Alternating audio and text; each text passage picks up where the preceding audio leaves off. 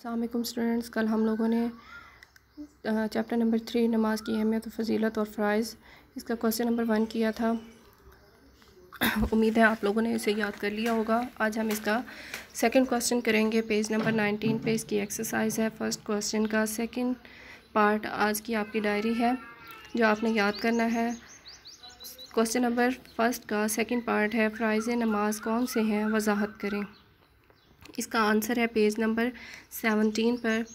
فرائض نماز درج ذیل ہیں۔ پہلا اس کا پوائنٹ ہے تکبیر تحریمہ۔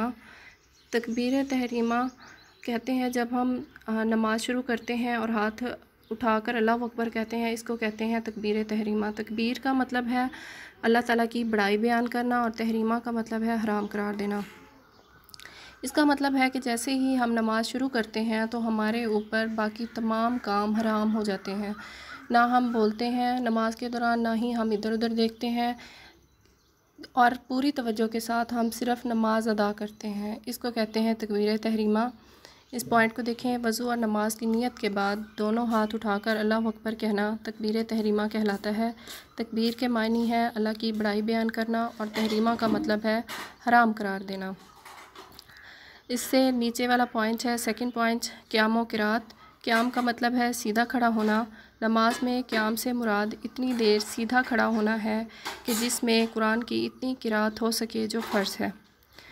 جب ہم اللہ اکبر کہہ دیتے ہیں اس کے بعد ہم بالکل سیدھے ہاتھ باندھ کے کھڑے ہو جاتے ہیں، اور اس میں ہم نماز پڑھتے ہوئے سبحانک اللہم، اللہ تعالیٰ کی حمد و ثنا بیان کرتے ہیں، سورہ فاتحہ پڑھتے ہیں، اور اس کے بعد ہم قرآن پاک کی کوئی بھی سورت تلاوت کرتے ہیں۔ اس کو کہتے ہیں قیام و قرات۔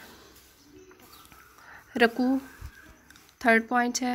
رکوع کے معنی ہے جھکنا۔ قرات ختم کر کے اللہ اکبر کہہ کر گھٹنوں پر دونوں ہاتھ رکھ کر جھکنا رکوع کہلاتا ہے۔ یہاں تک کرنے کے بعد پیج نمبر 18 فورتھ پوائنٹ ہے آپ کا سجدہ۔